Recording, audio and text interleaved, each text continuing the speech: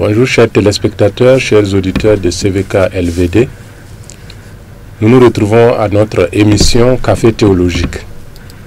Comme précédemment expliqué, nous n'avons pas l'ambition de traiter à suffisance tout le thème que nous proposons, mais nous levons le lièvre pour qu'ensemble nous puissions l'abattre. Donc, bonne suite à vous, bonne suite à nous. Aujourd'hui, nous avons l'honneur d'accueillir un nouvel invité, le docteur Joseph Achille Tengetwende Ouedraogo, que certains d'entre vous connaissent certainement déjà. Le docteur Ouedraogo dirige une pharmacie. C'est un double docteur parce que docteur en pharmacie et docteur en théologie. Et c'est ce que nous allons tenter d'exploiter ce matin pour édifier notre foi. Notre thème du jour, connaître Dieu par son nom. Connaître Dieu par son nom. Et c'est le docteur Ouedraogo qui va nous aider à disséquer ce thème-là pour notre propre édification, pour notre café théologique. Alors, je m'en vais tout de suite lui dire merci d'avoir accepté notre invitation. Merci, docteur, bienvenue à Café théologique. Merci pour l'invitation. Je vous pose tout de suite la première question. D'accord.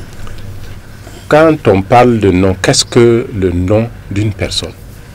Bien, merci pour votre invitation et merci pour les téléspectateurs qui nous suivent.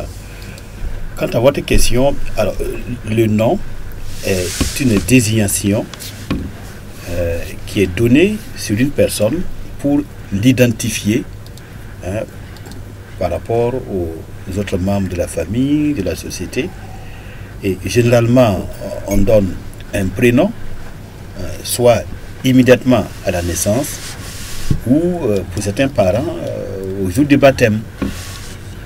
Et on ajoute un patronyme, donc le nom de famille, voilà, qui permet de savoir que il est issu de telle famille, de telle ethnie. Donc finalement, nous avons un prénom et un nom, donc nom-prénom, qui, les deux associés, permettent d'identifier la personne au sein de la société. Merci beaucoup, docteur. Quelle est l'importance du nom d'une personne? Bien. Alors, comme je disais, il y a la nécessité d'identifier l'individu pour ne pas le confondre avec les autres membres de la société. Pour qu'on puisse savoir qu'on parle précisément de un tel, il faut qu'il ait un nom. Maintenant, le nom qui est donné par les parents, ce nom-là le plus souvent tient compte des circonstances dans lesquelles l'enfant est né. Donc le nom n'est pas choisi comme ça au hasard, mais on veut donner un contenu, voilà, une expression au nom de la personne. Peut-être que les parents souhaitent, par exemple, une bénédiction pour l'enfant, ou bien ils souhaitent que la vie de l'enfant soit selon telle projection, selon les valeurs de la famille, et ils vont choisir donc le nom, surtout le prénom, en fonction de ce qu'ils veulent voir se développer dans la vie de l'enfant. Donc ça fait que le nom a une grande importance. Voilà. Le nom permet en tout cas d'exprimer les souhaits des parents, leurs vœux, leur espoir aussi, voilà, leurs prières, leurs attentes. Voilà. Et ça va accompagner l'individu tout au long de sa vie et ça va être son symbole propre, voilà, pour l'identifier au sein de la communauté. Merci pour cet éclairage. Le nom permet d'identifier une personne, voilà, de distinguer un individu par rapport à un autre. Tout à fait. Quel pourrait être l'intérêt du nom d'une personne? Comment le nom peut aider à connaître une personne? Bien. Alors, comme je disais, c'est vrai que le nom ne peut pas, le plus souvent, refléter ou faire découvrir dans l'immédiat la personnalité de l'individu. Bon, donc, au-delà du nom, souvent, bon, il faut aller dans le vécu de la personne, il faut aller dans ses pensées et voir comment il agit dans la société, ses réactions et puis les relations qu'il entretient avec les autres. C'est ça qui va permettre, avec le nom, de pouvoir mieux l'identifier et puis entrer un peu dans la connaissance de sa personne intime, dans l'intimité de ce qu'il est, de sa personnalité. Voilà. De nos jours, on a beaucoup de noms qui se ressemblent, oui, des homonymes. Tout à fait. Quand on donne Moïse à un enfant, Oui. Si c'est une famille chrétienne, je suppose qu'ils veulent que ce soit un libérateur. Exactement, un Moïse, un Moshe. Voilà. Un sauveur. Quand on donne un David à quelqu'un, je suppose qu'on veut qu'il soit un conquérant, voilà, vainqueur. Voilà, comme David devant Goliath. Goliath. Hein. Voilà. Mais des homonymes comme ça, comment vous pouvez utiliser le nom pour atteindre la personne, pour connaître la personne? Le nom est-il indicateur ou bien il est exclusivement l'identité d'une personne, de la personne? Non, non, c'est comme j'ai dit, il y a le nom qu'on donne et il y a l'espérance qu'on veut susciter, qu'on veut voir se réaliser dans la vie de la personne. Mais au-delà de cela, il y a que dans le vécu de la personne, bon, la personne peut effectivement obéir ou bien en tout cas satisfaire les attentes qu'on a de lui, voilà, en véhiculant les valeurs, voilà, que son nom contient. Voilà, par exemple un David, non seulement c'est un conquérant, non seulement c'est un sauveur, mais aussi Dieu dit que c'est un homme qui est selon son cœur. Il est le bien-aimé de l'Éternel. C'est un homme qui vit dans la justice, dans la droiture, et vraiment qui, chaque fois qu'il voit qu'il est tombé dans la faute, bon, il n'a pas de fraude dans son esprit, il avoue ses transgressions à l'Éternel. Et Dieu aime des gens comme ça, qui marchent dans la vérité, voilà, et qui sont authentiques dans leur être, et qui ne cachent pas leur faiblesse. Donc, si quelqu'un porte aujourd'hui le nom de David, bon, c'est dans son vécu qu'on pourra savoir si c'est un vrai David, bon, ou bien c'est juste un nom qui fait beau, qui fait joli, juste un nom comme ça qu'il porte.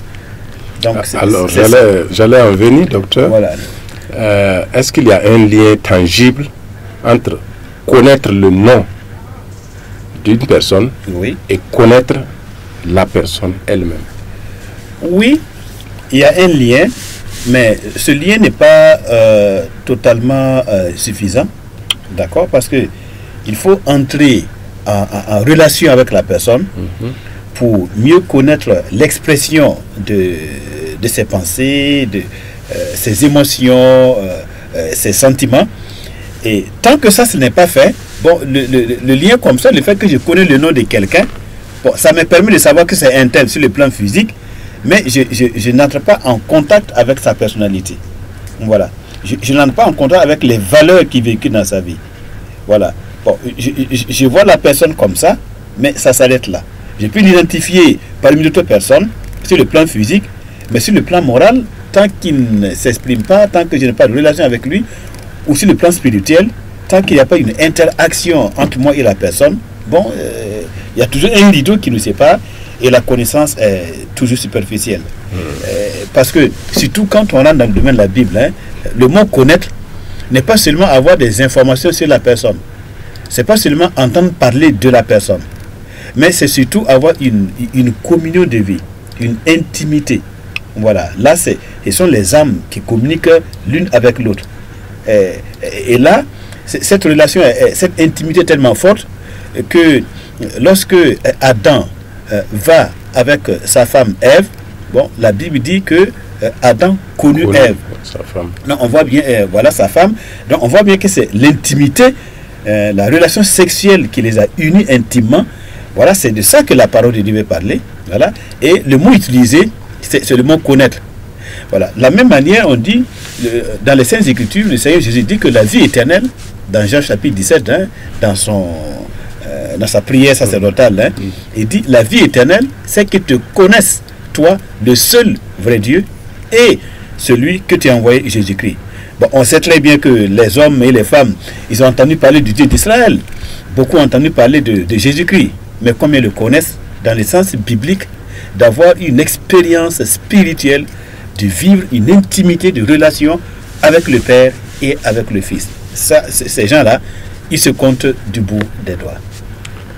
C'est vraiment alléchant, chers amis, chers téléspectateurs.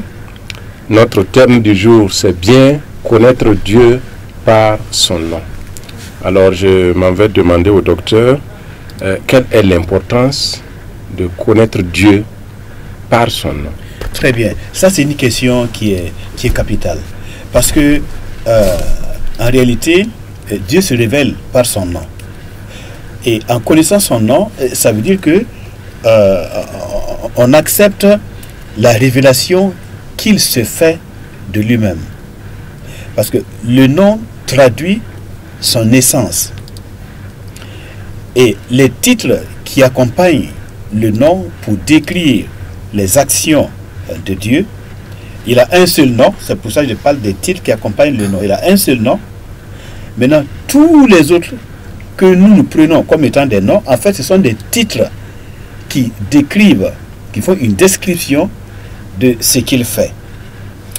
Donc, ça veut dire qu'une fois qu'on connaît l'essence de son nom, bon, on sait donc que nous devons l'adorer, l'approcher, l'aborder selon l'essence de son nom, selon ce qu'il est par la définition de son nom. Mais si on ne connaît pas son nom, bon, la porte est fermée. Donc le nom du Seigneur, c'est la première porte d'accès à sa révélation, à sa personne. Bon, et c'est vraiment par là que notre connaissance de sa personne, notre connaissance de sa volonté, voilà, la connaissance de comment il agit dans notre vie et comment il agit dans le monde, ses plans, ses projets pour l'être humain, bon, c'est par là que ça commence et que nous pouvons maintenant l'accompagner lorsque, bon, il nous dit qu'il fait ceci ou qu'il fait cela, qu'il pourvoit à ceci ou qu'il pourvoit à cela. Et dans la Bible, vous allez voir, hein, dans plusieurs circonstances, il dit, je suis par exemple le Dieu Tout-Puissant. Dans d'autres circonstances, il dira, je suis le berger. Dans d'autres circonstances, il dira, bon, je suis l'Éternel des armées. Et je pense qu'on le verra par la suite. Donc, ça, c'est à partir de l'essence même de son nom. Voilà, je serai celui que je serai. Le nom qu'il a donné à Moïse dans le buisson, c'est Exode chapitre 3, versets 14 à 16, quand il a dit, je suis celui que je serai. À partir de là, maintenant, découlent tous les autres titres qui permettent de savoir exactement comment ce Dieu agit et quelles sont ses actions en faveur de l'homme, comment il interagit avec sa création et comment il fait avancer l'histoire, les actions qu'il entreprend. Voilà les différentes faces qu'il prend au cours de l'histoire pour agir et pour mieux se faire connaître aux hommes par ses actions. Merci, docteur. Dieu se révèle par son nom. Et finalement, quel est ce nom? Dites-nous ce nom. Très bien. Et donnez-nous les autres noms que nous appelons nom de Dieu qui décrivent en réalité ce que Dieu fait. Mais donnez-nous son nom parce que vous semblez nous faire soutenir que Dieu a un seul nom. Très bien. Alors, lorsque nous, si vous permettez, on va lire dans Exode chapitre. Allez-y. Exode chapitre 3. Voilà, Exode chapitre 3, nous verrons à partir du verset 14, hein, pour que tout soit clair et que nous puissions bien comprendre ce que nous sommes en train de dire. Exode chapitre 3. Alors, à partir du verset 14, il dit, hein, Dieu dit à Moïse, je suis celui qui suis. Ça, c'est la version Lus second française de nos Bibles. Oui. C'est bien. Mais lorsque vous allez dans les originales en langue hébraïque, ce que Dieu a dit, il a dit ayez, Asher, ayez. Ayez, Asher, ayez. Ce qui veut dire, je serai celui que je serai.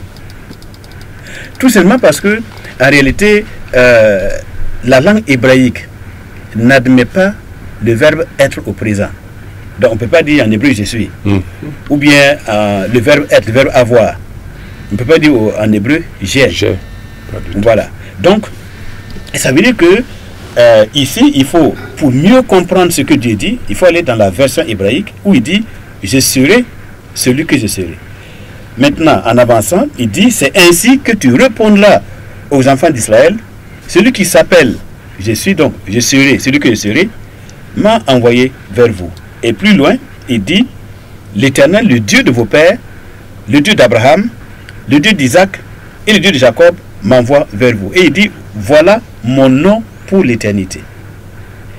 Voilà mon nom de génération en génération. Donc là, il nous dit qu'il a un seul nom, le nom qui est traduit par l'Éternel que Moïse a entendu au buisson ardent. C'est ce nom-là, c'est vraiment ce qui traduit toute son essence, tout ce qu'il est. Maintenant, tout le reste de ce qu'il va dire le concernant, ça découle de ce nom unique-là. Et les autres ne sont qu'une description de ce qu'il est à partir de son nom qui est l'essence, de son nom d'essence qui est l'Éternel. Je serai celui que je serai. C'est pour dire qu'en fait, c'est un Dieu qui est ce qu'il veut être, il peut l'être. Donc ce n'est pas un Dieu qui est figé, d'accord? C'est un Dieu qui est au-delà du temps. Voilà, il faut tenir compte de lui dans le présent, dans le passé et dans le futur. Donc ce n'est pas un Dieu je suis comme figé, un Dieu je suis qu'on peut définir et donc avoir les limites, connaître les limites, puisqu'il n'a pas de limites, donc on ne peut pas les définir. Mais comme il transcende le temps, il transcende l'espace, voilà, donc il faut voir la dimension de son être dans le présent, le passé et le futur. Et là, son nom, quand on le prend comme ça, ça veut dire que dans le présent, c'est AOV. Dans le passé, Veaya, celui qui était. Et maintenant, le futur, Veyavo, celui qui vient. Donc celui qui est, AOV, celui qui était, Veaya, et maintenant celui qui vient, Veyavo. Donc on voit bien que ce nom que lui second traduit par l'Éternel, voilà, c'est à partir du verbe être qui veut traduire que en fait il est l'existant dans tous les temps et dans tous les siècles de manière indéfinie. Et c'est ce nom-là qui va porter de manière éternelle. Ça souligne la dimension éternelle de son être. Parce que pour nommer quelqu'un, il faut bien qu'on le définisse. Il faut bien que le nom permet de dire que la personne a une limite. Mais Dieu n'a pas de limite. Bon, on voit bien qu'il n'a pas de nom. Ça fait que les Hébreux, eux, ils appellent le nom pour dire que c'est celui qui n'a pas de nom. Hachem. Le Shem, c'est nom. Hachem, le nom. Pour dire qu'en réalité, bon, quand on dit que Dieu est tout-puissant, c'est une façon de le réduire. Parce qu'il n'est pas seulement que Dieu tout-puissant. Quand on dit qu'il est notre Père, il est plus que ça. Donc, toutes les fois que nous voulons le limiter par un nom, bon, on comprend, mais c'est un langage humain qui ne traduit pas toute la dimension de son être. Et c'est pourquoi il dit « Je serai celui que je serai ». Pour dire qu'il répond à tout. Voilà. Et qu'il échappe à toutes nos définitions et à tout notre latin ou tout notre langage pour le définir. Il est au-delà de tout ça. Il est seulement l'existant. Et c'est lui qui donne maintenant l'existence, voilà, à toutes choses. Il est l'existant. Et c'est à partir de lui que l'existence est donnée aux créatures. Et c'est lui qui nomme les gens. C'est lui qui nomme les hommes. Ce n'est pas les hommes qui lui donnent un nom. Sinon, lui, son nom, c'est l'existant, l'éternel, voilà, le présent, AOV, Veaya, donc celui qui était, et Veyavo, celui qui vient. Merci beaucoup, docteur. Ce nom si mystérieux, on ne finira jamais d'en parler. Tout à fait. Il est difficile de définir Dieu, oui, de lui donner un nom, mais lui-même s'est présenté et il a dit que son nom éternel, c'est « Je suis selon la version Louis II. Voilà. Et le docteur nous a donné l'explication. Il est reparti à la version hébraïque pour nous faire mieux comprendre le nom de Dieu. Donc, Dieu n'a pas plusieurs noms, il a un seul nom, le Je suis l'Éternel. Voilà. Et si je vais compléter, oui. Maintenant quand vous prenez la langue hébraïque, voilà, l'Éternel là, en fait c'est ce que nous appelons le tétragramme. Tétra pour dire 4. Tétragramme pour dire le nom en 4 lettres. Oui. Maintenant, en français, les 4 lettres, c'est Y, H, W, H. Mais en hébreu, c'est pas comme ça. En hébreu, le Y là, c'est Yud. Yud ou Yod. Yud. Et le H, c'est He. Le W, c'est Vav. He. Donc son nom, c'est Yud, He, Vav, He. Qu'on appelle le tétragramme. Maintenant, pour ceux qui connaissent l'hébreu, voilà, le Yud, le He, le Yud, le He, le Vav, le He, quand on prend chaque lettre et on essaie de comprendre le sens que revêt chaque lettre de ce nom-là, le sens là nous permet de comprendre que nous avons affaire vraiment au Dieu qui est infini, qu'on ne peut pas définir. Il est transcendant et il est immanent. Donc cet être-là, il est impossible de lui donner un nom. Donc on ne peut que l'appeler le nom, celui qui n'a pas de nom. On ne peut que rester bouche fermée devant la grandeur de son être. Il n'y a pas de mots pour le décrire. Donc, voilà. Docteur, est-ce pour cela que les Juifs n'aiment pas prononcer le nom Dieu? Bon, tout à fait. Peut-être qu'on va aller plus en profondeur. Nous avons lu certains livres bibliques. Oui. Et on s'est rendu compte qu'arrivé au nom Dieu, oui, les Juifs ont une stratégie de sauter ça. Tout à fait. Et ne pas prononcer. Qu'est-ce qui justifie cela? Alors, est-ce la révérence qu'ils veulent avoir par rapport à Dieu? Oui. Mais il y a une certaine crainte à prononcer cela. Cette révérence qu'ils ont vis-à-vis de ce nom-là découle de Exode chapitre 20, le verset 7.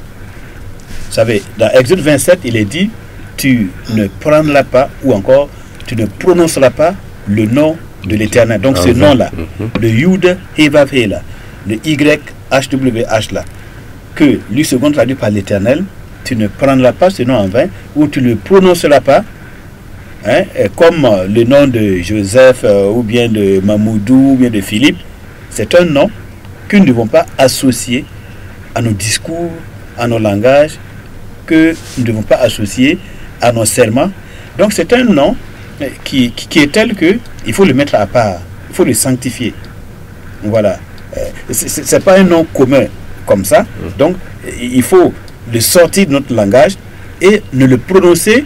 Ce nom était ce nom prononcé par le grand prêtre, le souverain sacrificateur, quand il rentre dans le lieu très saint, ou bien quand il ressort et qu'il lève les mains pour bénir le peuple de l'Éternel au jour de l'expiation, voilà qu'on appelle le Yom Kippour.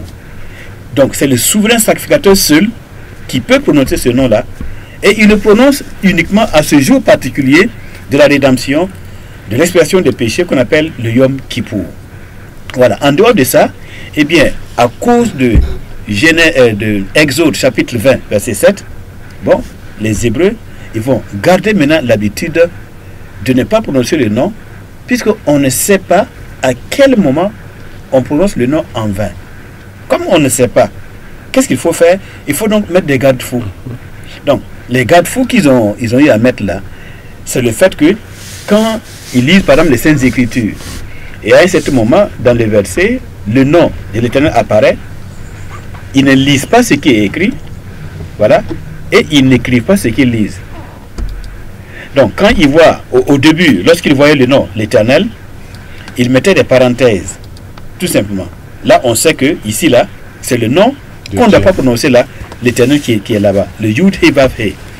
Après, bon, ils ont commencé à mettre des pointillés. Au lieu de parenthèses, ils ont commencé à mettre des pointillés. Et après, bon, ils se sont dit carrément, qu'est-ce qu'il faut faire? On va complètement résoudre le problème. Pour ne pas prononcer le nom, on va le remplacer par Adonai. Et Adonai vient de Adon, qui veut dire maître. Adon, maître.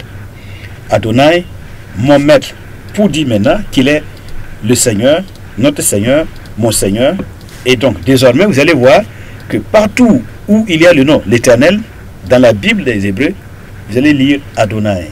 Et quand vous lisez Adonai là, sachez que c'est le Yud, He, Vav, He, le YHWH. Donc, ça c'est entré dans les mœurs, dans les coutumes et dans l'expression de la foi du peuple juif jusqu'à présent. Et ça va rester comme ça parce qu'ils tiennent justement à sanctifier ce nom et à ne pas courir le risque de tomber dans la profanation du nom. Parce que la profanation du nom de l'Éternel, c'est l'un des péchés pour lesquels il n'y a pas de pardon. Il y avait 3 péchés en Israël pour lesquels il n'y a pas de pardon. Voilà, donc c'est l'adultère, c'est le meurtre et puis c'est la violation du nom de l'Éternel. Voilà, donc c'est ça qui explique le fait qu'ils ont une révérence vraiment sérieuse vis-à-vis du nom sacré, le nom ineffable de l'Éternel. Merci beaucoup, docteur. Et je m'en vais vous demander maintenant, puisque le nom révèle Dieu, tout à le nom fait. de Dieu révèle qui il est qu'il y a d'autres moyens par lesquels Dieu se révèle en dehors du nom? Très bien. De son Très nom. bien. Oui. Par exemple, en dehors de son nom, il se révèle dans la création. L'Écriture nous dit que la puissance invisible de Dieu, sa puissance invisible, ça se voit lorsqu'on considère sa grandeur à travers ses œuvres qu'il a créées, donc à travers la nature. Et l'Écriture nous dit dans le psaume 19 que l'étendue manifeste sa puissance et les cieux racontent sa gloire. Donc lorsque dans notre petitesse en tant qu'être humain, nous levons les yeux, nous regardons le firmament et nous voyons les étoiles, le soleil, la lune, ou que nous descendions en bas dans les eaux et qu'on voit le monde sous-marin avec les merveilles qui y sont, on ne peut pas s'empêcher de conclure qu'il y a une intelligence extraordinaire et infinie. Il y a un architecte qui, de par sa volonté, de par son intelligence, de par sa sagesse, a créé et a amené à l'existence tout ce que nous voyons. On comprend que le monde tel qu'il est ordonné là ne peut pas être le fruit d'un hasard. Donc certainement, il y a un être mystérieux, certes que nous ne connaissons pas, voilà, que nous ne pouvons pas toucher, que nous ne pouvons pas voir de nos yeux, mais il y a un être qui, de par sa volonté, de par sa puissance, de par sa sagesse et sa planification, est derrière tout ce que nous voyons. Et cette conscience de l'existence de cet être infini là, Dieu l'a mise dans le cœur de tous les hommes. Comme l'Écriture dit, Dieu a mis dans le cœur de l'homme la pensée de l'éternité. Or, l'éternité est liée à l'être qui est éternel, qui est le Seigneur. Donc, à travers la nature, à travers ses œuvres, eh bien, Dieu se révèle. Et il se révèle aussi à travers l'histoire. Par exemple, quand on parle du Dieu d'Israël, comment on peut le connaître? Quand nous lisons ses actions depuis la création, le fait qu'il crée l'homme, il dit que c'est moi qui ai créé l'homme, Adam et Ève. Ensuite, le fait qu'il juge les 10 premières générations qui sont mal comportées en sa présence, le déluge, voilà, qui est un fait historique. Le déluge a eu lieu. Même l'archéologie témoin qu'il y a eu un déluge. Oui. Et ensuite, quand on voit son intervention dans l'Égypte ancienne, oui, il envoie Moïse. Et là, il va, par 10 plaies, par 10 jugements, il va se révéler comme étant le Dieu qui est au-dessus de toutes les puissances, de tous les pouvoirs de l'Égypte. Parce que l'Égypte, à l'époque, bon, c'était vraiment le centre même de la gouvernance mondiale, c'était le centre de l'idolâtrie. Donc le monde était gouverné par les dieux de l'Égypte. Et on croyait que ce sont ces dieux-là qui ont créé le ciel, la terre et qui sont à l'origine de la prospérité, le soleil, la lune et tout ça. Et Dieu, le Dieu d'Israël, pour se faire connaître, il va intervenir en Égypte. Et là, il va annuler le pouvoir des dieux égyptiens. Il va s'imposer comme le Dieu créateur, voilà, qui régule la pluie, hein, qui donne la vie, qui est au-dessus de toutes choses. Il va le démontrer par des actes concrets. Donc, à travers l'histoire, Dieu agit et il se révèle. Amen. Bon, de même, quand on voit le déroulement de l'histoire, les différents royaumes qui se sont succédés sur terre, par exemple le royaume de Babylone, le royaume perse, hein, le royaume des Mèdes et des Perses, l'empire grec et l'empire romain, ces empires-là, le prophète de Dieu qui est Daniel, il en a parlé, il a prophétisé concernant ces royaumes, que ces royaumes allaient apparaître et que ces royaumes allaient disparaître les uns après les autres dans l'ordre cité là. Babylone, ensuite Perse, ensuite grec et puis l'empire romain. Et on voit bien que l'histoire des hommes, l'histoire des empires se déroule exactement comme le prophète en a parlé. Et le prophète a parlé au nom d'un Dieu qui lui a dit, bon, voilà comment j'ai décidé que les événements vont se passer sur terre. Donc Dieu se révèle par l'histoire, à travers les prophètes. Il se révèle par l'écriture. Quand on voit ce qu'il fait à travers les saintes écritures, la Bible, eh bien, on voit bien qu'il est le Dieu qui se révèle par l'écriture, par l'histoire. Il se révèle aussi par son Fils, le Seigneur Jésus-Christ. Jusqu'à un certain temps de l'histoire, voilà, Dieu, au temps marqué, a introduit son Fils dans le monde. Et aujourd'hui, si on parle de 2025, ben, c'est à partir d'une date. Ben, c'est pas une date fictive comme ça. Oui. Voilà, il y a eu un événement qui a eu lieu. L'événement, c'est que Dieu a introduit son Fils dans le monde. Et cette venue de Jésus-Christ dans le monde devient maintenant le nouveau départ, voilà, de la nouvelle humanité à partir de la naissance de Christ, à partir de son œuvre. Donc, c'est pourquoi aujourd'hui, tout date des événements qui concernent la venue du Fils de Dieu dans le monde. Et ce Fils de Dieu est venu pour nous révéler le Père, pour révéler qui est le seul vrai Dieu, qui est le véritable Dieu, ce Dieu auquel les hommes aspirent, ce Dieu que les uns et les autres veulent adorer dans leur nation, dans leur famille, à travers leur religion, à travers tout ce qu'ils font comme acte, voilà, pour s'élever vers le spirituel. Jésus-Christ dit, eh bien c'est mon Père. Et Jésus-Christ va révéler qui est ce Père, quelle est sa nature, quelle est sa volonté, qu'est-ce qu'il attend des hommes, voilà, comment on peut entrer en relation avec lui. Et ensuite, lorsque le Messie s'en va, il envoie ses disciples pour annoncer l'évangile. Voilà, ici aujourd'hui, nous avons l'évangile qui n'est pas né au Burkina Faso, mais qui est venu d'ailleurs, qui est venu de Jérusalem. C'est suite à l'ordre que le Dieu vivant a donné. Donc Dieu se révèle par l'évangile, se révèle par son Fils, et il se révèle aussi par le Saint-Esprit.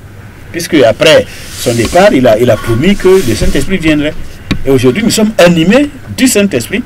Le Saint-Esprit est dans toutes les nations, dans toutes les familles des peuples, et des hommes et des femmes sont en communion avec lui. Et d'ailleurs, c'est lui qui maintient le témoignage de Jésus-Christ et la présence de Dieu dans toutes les nations. Non seulement dans les nations comme ça, mais aussi dans le cœur des hommes et des femmes qui savent que, effectivement, le grand Dieu d'Israël est le seul vrai Dieu. Donc, il se révèle à travers tous ces moyens dont nous venons de parler. Nous sommes bien édifiés par votre exposé et nous comprenons que Dieu se révèle par plusieurs moyens. Tout à fait. Tout à fait. Alors, revenons sur notre thème, connaître Dieu par son nom. Oui. Nous avons connu le seul nom de Dieu qui est le Je suis. Voilà. Et l'Éternel. Nous voulons détailler, voilà. Puisque vous dites par abus de langage, nous aimons dire El Shaddai, oui. Jéhovah Jireh, Jéhovah Rapha, Jéhovah. Donc, tous ces appendices qui tournent autour du vrai nom de Dieu, oui. Pouvez-vous nous en parler?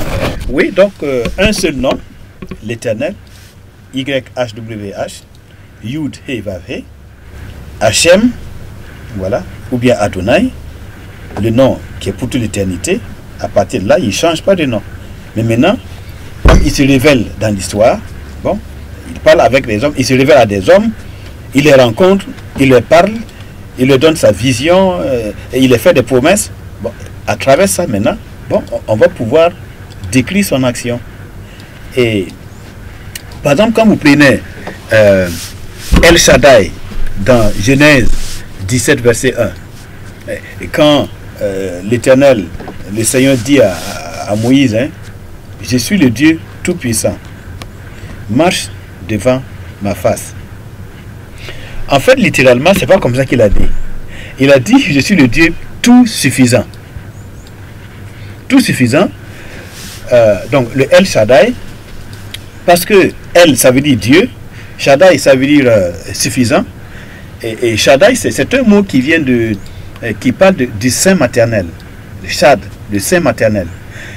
Pour dire que Dieu est comme une mère et qui prend son enfant dans ses bras et qui l'allaite au sein, donc qui le nourrit abondamment et qui lui donne une certaine sécurité. Donc il y a la notion de la protection, la sécurité et le Dieu qui pourvoit abondamment comme le lait de la mère pour l'enfant bien-aimé.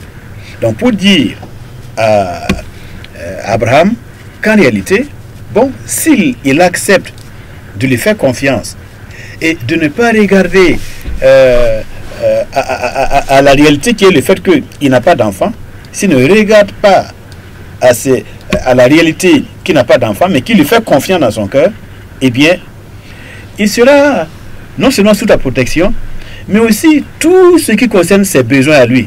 Abraham, ses besoins seront satisfaits. Or, Abraham avait besoin d'avoir une postérité. Il avait besoin de voir son épouse légitime, Sarah, mettre au monde un enfant qui sort de ses reins. Et Dieu lui dit, ça aussi, ça sera pour lui. Comme l'enfant est bien nourri du sein de sa mère et que à partir de là, l'enfant n'a plus besoin de quoi que ce soit, eh bien, moi, je vais satisfaire toutes les aspirations de ton cœur et bientôt, ta femme Sarah va te donner un enfant qui va sortir de tes entrailles et cet enfant sera ton prolongement sur le plan spirituel et c'est à partir de lui et de sa postérité que je vais continuer de me révéler aux hommes de toutes les nations et de toutes les familles des peuples. Donc, par exemple, mais ça décrit seulement ce que Dieu promet de faire avec Abraham. Oui. Voilà. Mais son nom, c'est l'Éternel, le YHWH. Alors, il y a aussi, par exemple, El Elyon, le Dieu très haut. Le Dieu très haut, ça c'est dans Genèse chapitre 14, verset 18, où Dieu, bon, a voulu montrer qu'il est celui qui est au-dessus de toutes les idoles, de tous les peuples qui entouraient Israël. Voilà, vous avez les Baals, vous avez les Assatés, vous avez les Moloch, vous avez tous ces dieux-là, qui étaient les dieux des Cananéens, des Philistins, des Jébusiens, et de tous ces peuples qui étaient aux alentours d'Israël, et qui avaient tendance, voilà, à influencer la foi des Juifs, voilà, et les Juifs étaient souvent tentés d'aller voir ailleurs, d'aller vers ces dieux-là, bon, croyant que, parce que, comme l'Éternel, ce n'est pas le Dieu qu'on voit avec les yeux. Et vous voyez, les hommes ont un problème de faire confiance à un être qui ne voit pas. Oui. Nous, on veut voir avant de croire. Le Dieu des Philistins, les Baals, les Assatés, étaient des dieux visibles. Donc, c'est plus facile d'aller vers ces dieux-là, faire des sacrifices, se prosterner devant ces dieux-là, plutôt que de faire confiance seulement en son cœur à un Dieu qu'on ne voit pas. Ça, c'est difficile. Voilà. Donc, mais Dieu va intervenir pour dire que non, il est le El Elyon, donc le Dieu très élevé. Voilà. C'est pas le Dieu terrestre devant lequel il faut s'accroupir, voilà, ou bien le Dieu qu'il faut porter sur la tête. Voilà. Fait de main d'homme. Voilà, si vous ne le bougez pas, il ne peut rien faire, mais il est au-dessus de toute la création. Voilà.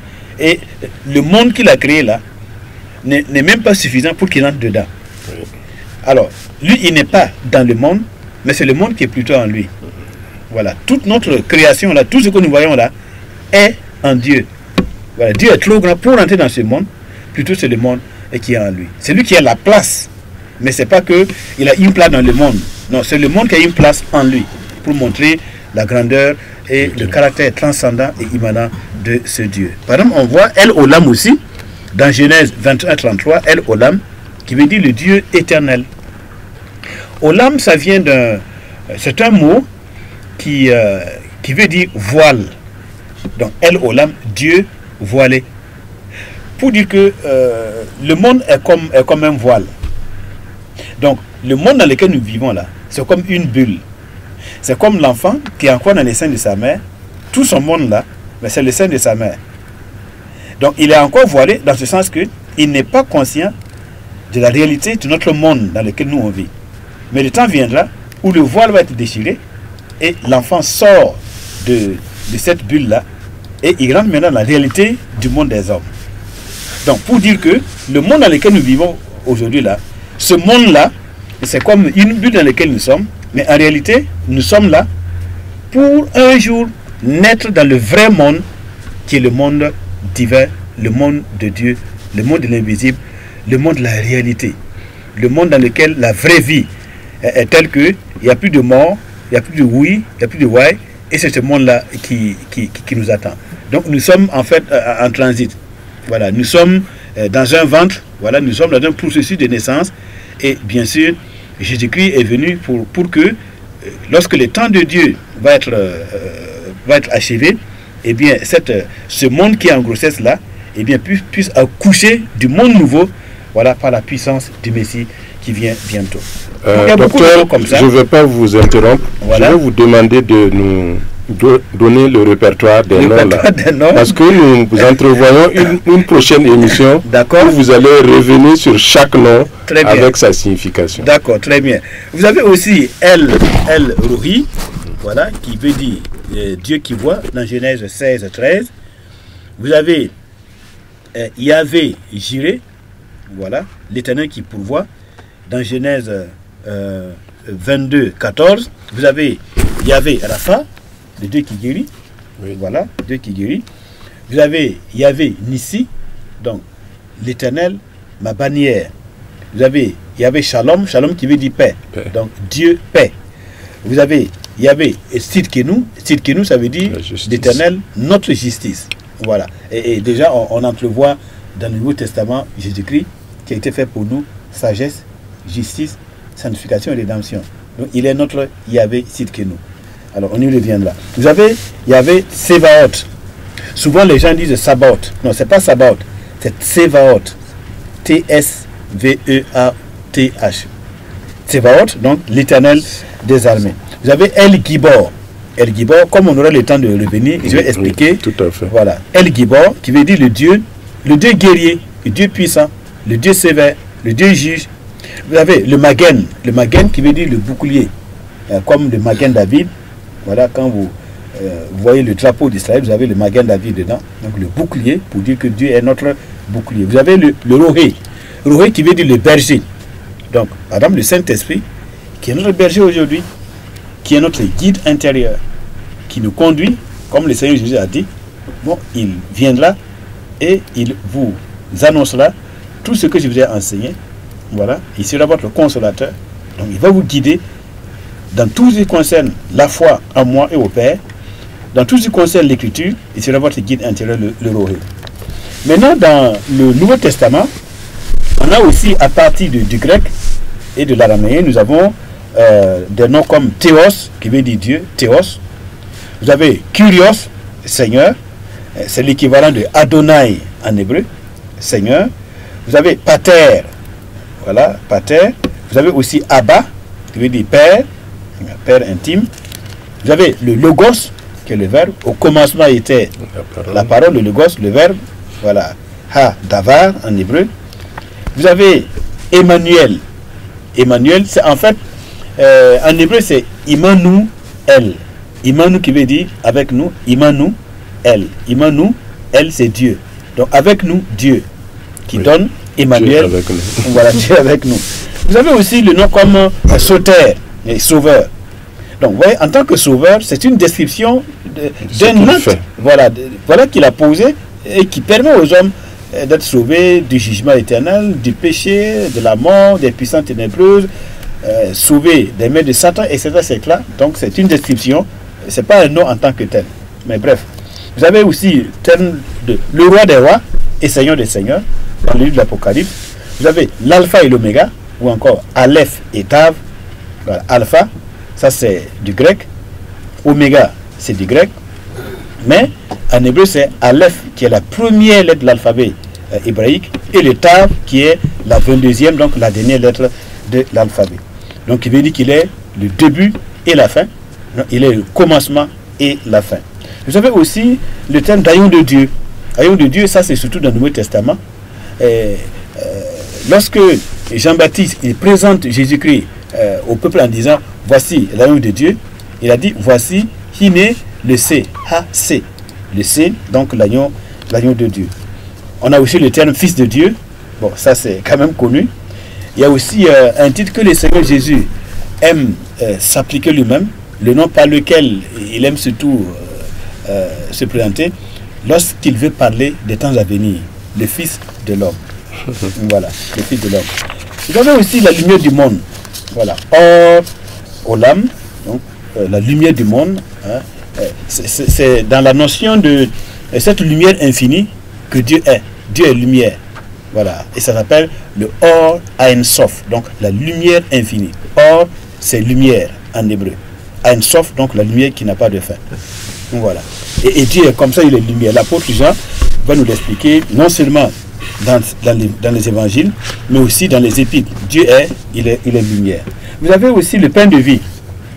Le pain de vie. Voilà. Le bon berger, comme je viens de le dire. Le chemin, la vérité, la vie. Le chemin, donc, la vérité, la vie, ce sont des termes par lesquels le Seigneur Jésus-Christ se présente dans le Nouveau Testament. Voilà quelques-uns des noms que je peux vous donner dans l'immédiat comme ça. Vraiment, une kyrielle de noms qui décrivent ce que Dieu fait. Tout à fait. Avec son seul nom, l'Éternel, où je suis. Et j'aimerais vous poser une autre question. Nous acheminons vers la fin. Oui. Tantôt, Dieu se présente comme, ou c'est nous qui le présentons, comme au singulier. Oui. Je suis, c'est quand même au singulier. Oui. Mais quand on va à Elohim, oui, on voit le pluriel. Tout à fait.